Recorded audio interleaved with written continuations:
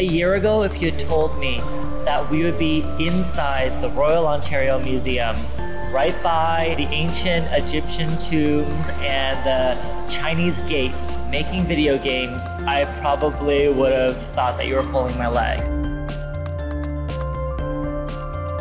There was just kids running up into a museum, and they run up and they're like, wait a minute, there's a game here? And they're like going to play it, and I was like, wait a minute, there's this.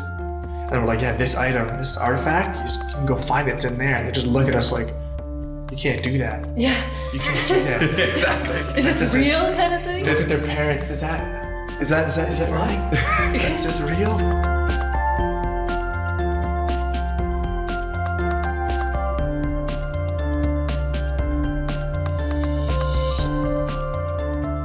Game Jam is where a group of developers gather into teams. And they make a game in a very short period of time. Kind of like a music jam, you know, like a garage jam where people will come together, musicians will play music and just spontaneously create something cool. And try to do something that a studio would do in a wide spread of time into a very short, like 2 or 3 days.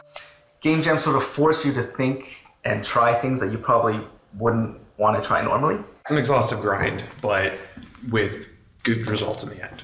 You really get instant feedback afterward because everybody then plays your game, and then if you can get the feedback if people liked it, you can then develop it if you'd like. But it's really just to meet a lot of people who have similar interests as you. Ours is a 72-hour jam, and sometimes they don't sleep, sometimes they stay over, sometimes they bring sleeping bags, sometimes they don't shower. But it's all for the love of the game. They come in and they just want to make something. A game jam is just a pressure cooker for game making. That's my sentence. What makes this game jam different is that we are in the Royal Ontario Museum.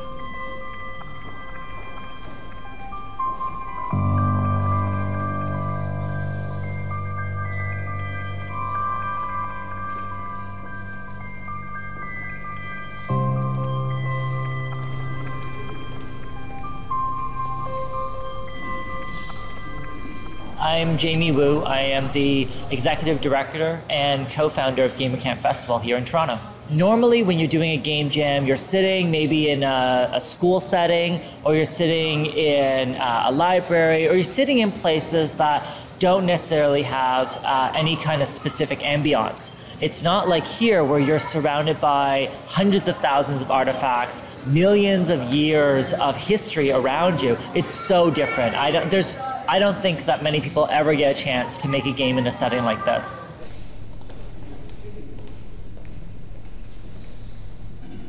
I am Francesco Cialandini. I'm the president of the University of Toronto Game Design and Development Club.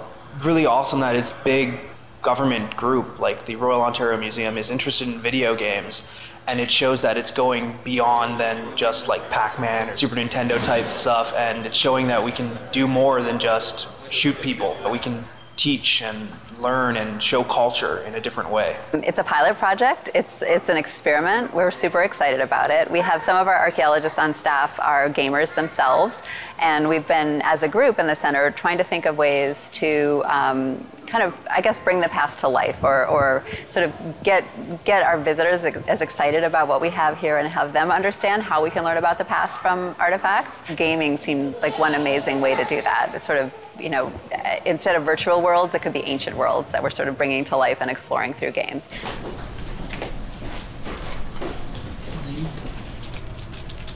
My name is Kenneth Young.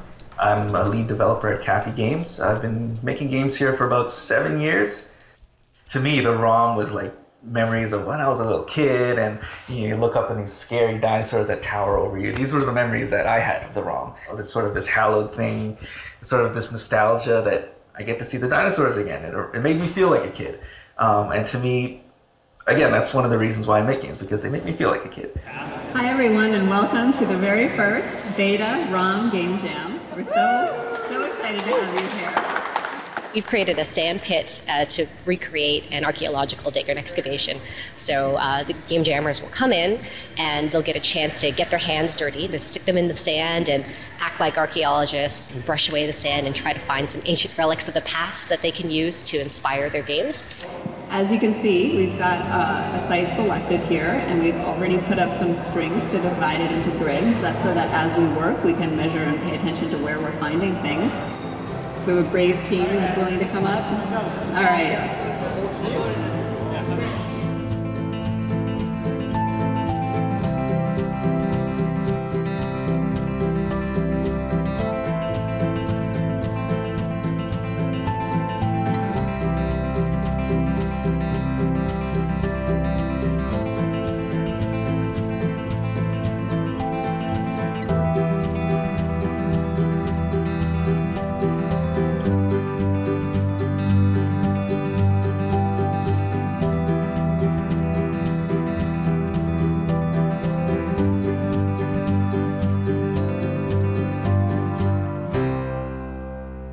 We formed our own company, which is Garden Games, and we participate in every jam we can, and we make games with just the two of us.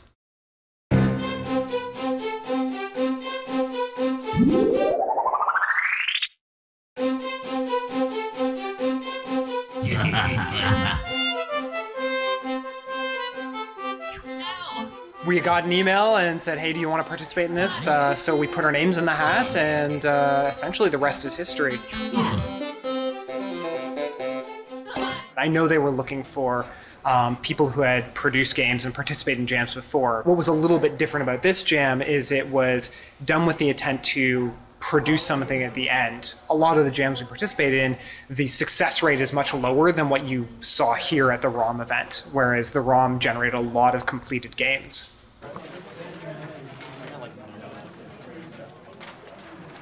It's tough to get into the game industry now just because there are so many different avenues that you can enter through.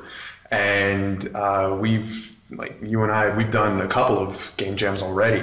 And unfortunately in the industry, you're only as good as your last project. So these jams sort of allow you to sort of brush up on those ideas. And I do it as a hobby, and if something pans out, great. If not, you know, we had fun doing it. It's one of the only places you can really get exposure. It's kind of like, I don't want to say a tryout, but it's where you can actually go and be like, if I made this in 72 hours, imagine what I can make if you hire me or do all this stuff. Because the only other way to get into making games is to make your own game by yourself and release it by yourself and be successful by yourself. To me, game jams are probably one of the most important things that happened to me. The first game jam that we went to was the Toronto Game Jam in 2011. And it was at that jam that we came up with an idea, and that idea spawned into the game that I'm actually working on right now called Super Time Force. And there's a lot of positive press going on about the game, and it's soon to be released. So, you know, it's had a really positive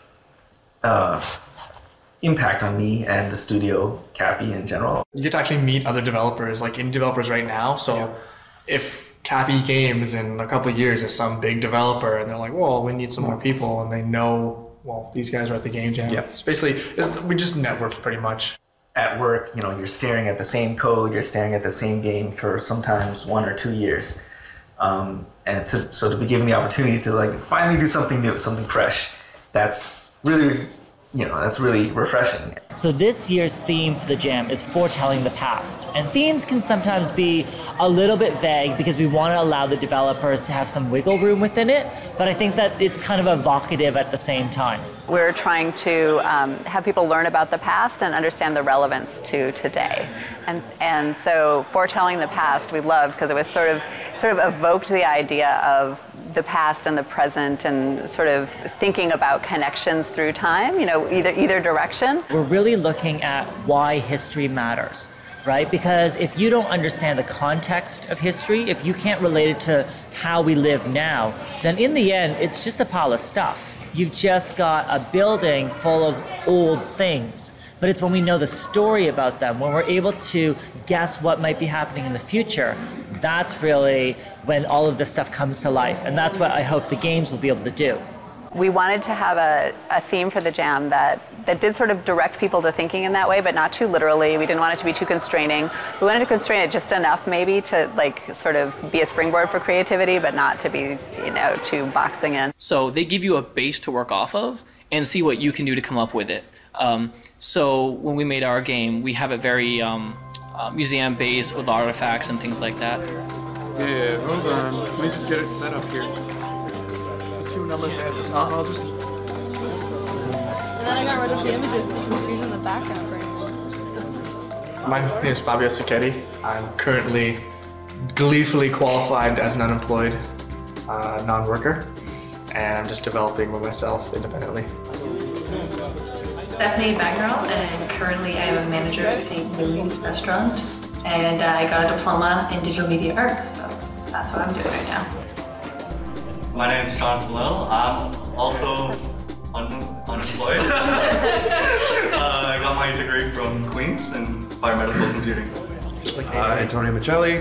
I am a software developer, currently employed. And I have an honors bachelor in computer science.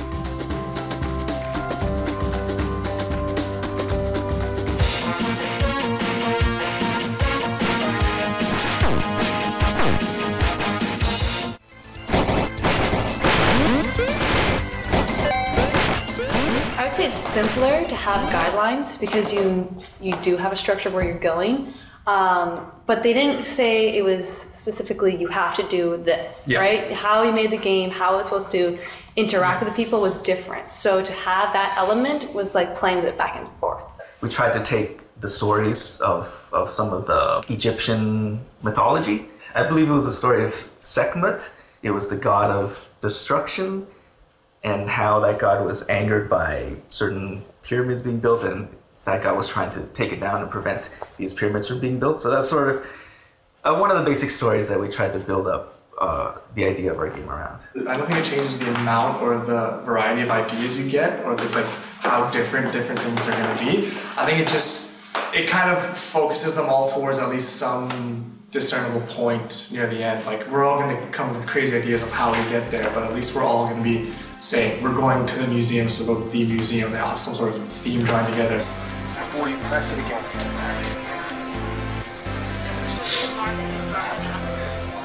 We've got archaeologists walking around, sharing their stories, sharing their adventures with the game developers. And it really is a collaboration because you've got these people who have all of these stories and experiences and techniques and knowledge, and they're sharing it with the game developers who have their own stories and experiences and techniques and knowledge. It's a real collaboration. The game developers come here with their talents and skills and understanding how to make a game effective and make that an engaging experience. And then we have an understanding, sort of knowledge about the past and about the artifacts and kind of what we have here. And so we're able to make something that neither of us could do on our own, right? It's like we need both parts of it for it to be something awesome. That level of detail is actually really important for games because it really makes the world that's being built more vivid, more interesting, and you want to spend more time playing that game with all these facts in it. Today I'm being an expert about stuff. And so, if you want to know what a pot should look like, and if you're doing a Roman game, you want to know what the Roman pottery looked like, and I can tell you what that is. Basically, give them information about the material culture, the stuff of the people of the past to make it as right as possible. It was funny speaking with the archaeologists because they were kind of they didn't really understand what we do. We don't really understand what they do fully. We just have kind of a general idea. So for them, it's just put ideas into this box and then out comes a game of what it is. The process just doesn't exist. So they were like, well, this detail goes here, this goes here, and I'm thinking, I want him to move right. I just want him to right now. And we would talk to them and say, what kind of game do you do? And say, oh, I do a two-dimensional game. And I would say, this is a two-dimensional thing we do in archaeology, like mapping. We go and make maps by walking across a landscape, finding things. So you could do a two-dimensional game like that. So he went off and started doing it. Another thing, I want to do a root game, which was about Egypt, because they liked the Egyptian art. So what you need to do is the Book of the Dead. And so basically you go through this game making decisions, then you get at the end and your soul is weighed. And if you made the wrong decisions, a monster eats you. It was really interesting because not only were they giving you a theme, but they were actually putting you in a different environment. And to me, that was the thing that really set the ROM Jam apart.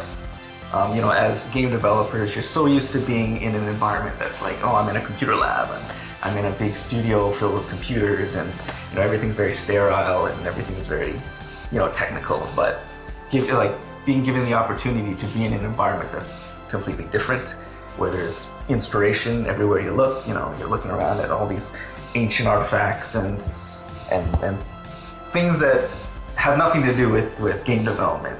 I thought this is a once in a lifetime opportunity to sort of try this out and see where it goes. And overall, I thought it was one of the most amazing game jam experiences that I've ever had. Well, to have the advantage of being able to see what you're drawing your inspiration from, like for me, the artwork, we physically took pictures, and that is how we were going to incorporate into the game. And so be able to see exactly what you want to try and bring into the game was a huge advantage to us. I guess one thing we found was almost overwhelming in a sense at the number of things, different points of inspiration that you can go from. So for example, when we were looking at the pottery, what we were looking at the art style of the designs of the hieroglyphs and the illustrations were done, the color choices, these are all, it's amazing that you can just walk around and get inspiration for even something as simple as an art style for the game. And it sort of rubbed off a little bit on how we built our game in terms of the color palettes and the scale and the design of the characters and things like that. So yeah, definitely, it really inspired us in different ways that we didn't expect.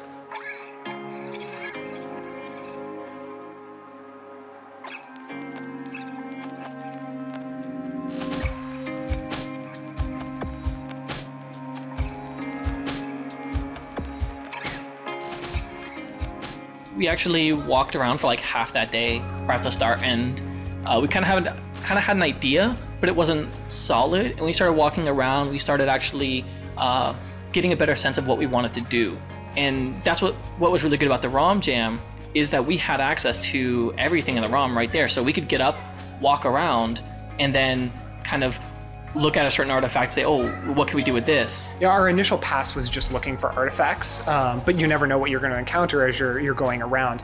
So as we're walking around, going to each of the different areas, and say we hit the Chinese area and we're looking for a specific Chinese artifact, we're the entire time talking back and forth about where we want to go with this, and the things we want to do, and hashing out the idea there. So whereas at other jams, you're still doing that process of sitting down and talking about the direction you want to take the project, this one you're kind of multitasking with it, where you're taking in the inspiration and then you're also just recycling it back and forth and figuring out what you want to do with it. So whereas you go out with the intent to accomplish one thing, more ideas come in and you're able to use them as well. We have one group that's working on a battle between Egyptian Rome and the Romans, and sort of working out what their costume might have been within the constraints of the game and how the game has to be played. So what's both accurate and doesn't make it impossible to make that game be programmed. Yeah, I know, but yeah, he did not. They wanted to know what kind of armor the Egyptian would have, what would they be throwing specifically, what an Egyptian bow looked like and what they would be wearing, and also the sort of artifacts which would be of their periods. Basically, I think they're trying to break each other's pottery or something. And so then tomorrow, when we come back, it'll be towards the end of the day, and that'll be to actually play some of these games and tell them what we think of them. People actually invite you to come over and try out their game midway through just to see how it feels. You can find help, you can find people demoing your game. They might be stuck on a certain thing, like maybe they can't get a character to do this specific thing. But then somebody can come by and give you exactly what you needed to help you kind of get past that. You basically have generated like museums, and they have different themes around them. You have to go find the Chinese artifact, then you have to actually locate it in its proper room. And if that Zephyr hits a guy with an artifact, you steal it from him. And then you can press that button again to throw it onto the stand that it belongs, for example, and then information will pop up. I'll tell you all about that artifact in detail. Severus, right. Characters, and our art is inspired by the Ming Dynasty paintings. As you draw the characters in our glossary, that thing will appear in the background. Okay, a temple up there. Now I'll draw flowers.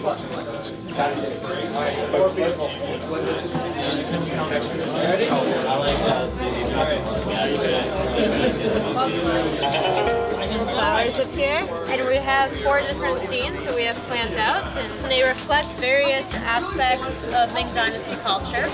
So we have the Great Wall, because it was during the Ming Dynasty and they finished the Great Wall.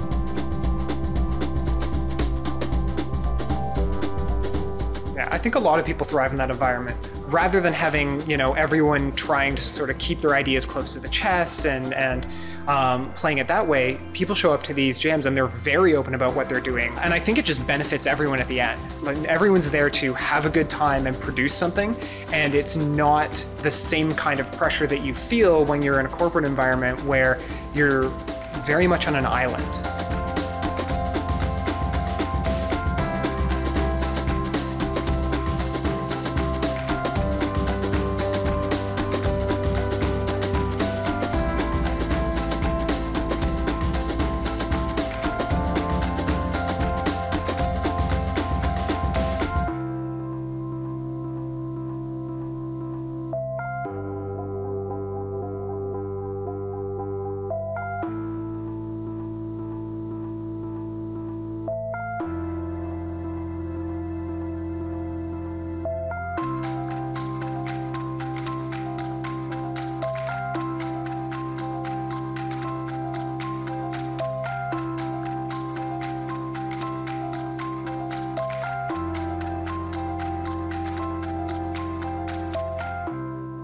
I definitely think game jams are a thing that anyone who's interested in making games needs to experience. You know, the craziness, the scrambling around, the melting pot of all these different people, crazy ideas that come, you know, off the wall. It's, yeah, one of the greatest experiences you can have as a game developer, and I definitely recommend it to anybody.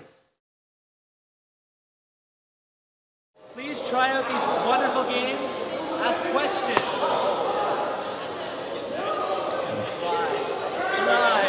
Fly, my class. Oh, that was the best part. That was the best part. You could see, like, we had a 5-year-old beat her. It was a 3-year-old. She was a 3-year-old, and she beat her mom in the game. And she actually got a high score. And she got a high score. A higher score than me. This game is trick phases. The first time is exactly like Super Smash Brothers. You just run and kill as many people as possible, over and over again. Oh boy, right. more corpses for the meat wagon. There we go, I like this kid. So your objective then is to dig the artifacts out and bring them to, there are 2 donkeys on the side. just fight. Just fight, that's the only instruction you need. It's kind of like Binding of Isaac. Yeah, it's definitely... yeah, it's a roguelike. Yeah, taken from those types of games. Yeah, like Zelda, things like that. Everything is randomized, so down to the artifact stand placement, where enemies are placed. When you make something like this and you have someone playing your game, not everyone can connect with everyone else. The audience that came at the ROM, there were certain people who sat down and played our game, and it didn't connect with them, and that's okay. They just moved on to something else that they did connect with. But when you get past those people and you actually reach out and touch the person that you are trying to connect with, and you're engaging with your audience, that's the feeling that you look for, and that's what makes the whole thing worth it. Sometimes they offer us a little bit of resistance. Your bottom left or bottom right? Dig your way out. Dig your way out. What did you hate donkeys? Get an artifact, you can bring it back. So now you got a pot, bring it back to the donkey.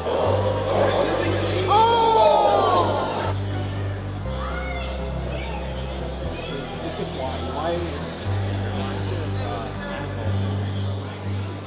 We were trying to build a game that was catered towards the audience of a museum. So that's sort of parents and kids, family sort of oriented things that and maybe people who aren't necessarily hardcore gamers. So to finally be able to see that in that environment, you know, where they showed our games at the ROM with parents bringing their kids, that sort of was, you know, it really shone through the what we were trying to make and what we were trying to accomplish. And that was probably the most enjoyable experience, when you saw little kids, you know, rushing and the parents are trying to pull them away and they're like, no, I just want to play one more game. You know, that's the stuff that I love to see, and that stuff makes me really happy when I see that. So we had to like make sure you would just grab it. Sign-up thing on the fan commentary track. That was the Already knew that. Headshot! Right. Goodbye. First stage, second stage.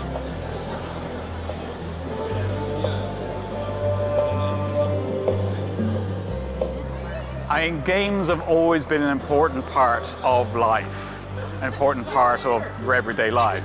And before we had computers, before we had televisions, people would play games. That sort of tradition is exactly what I'd like to see in some of these games.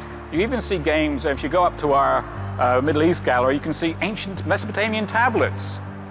It's true, like games have always been part of culture. Every culture that you see in the world, any time period in any culture, it's always been, you know, a big part of what defines that culture is the games that people play.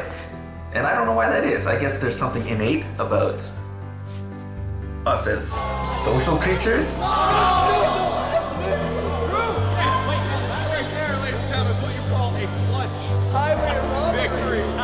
I think now there's video games or digital games have a little bit of this sort of generational divide that they don't need to have in the future. And I think if we think about like sort of a spectrum of games, from traditional games, board games and card games, into digital games, and think about blurring that a little bit, or showing people how everyone can be a gamer, everyone can play games. You know, yeah, it's a sort of a step up to getting to coding, but you can develop or make up your own game. Working in the games industry, it's one thing that I'm always trying to shift people's minds about. We've been playing games for thousands and thousands of years. You know, when we look at the Olympics, that's a giant game. When we look at sports, that's a giant game. People sitting down and playing bridge or gin rummy with each other, they're playing games. The fact that digital games came about in the last 4 to 5 decades, yes, that's new.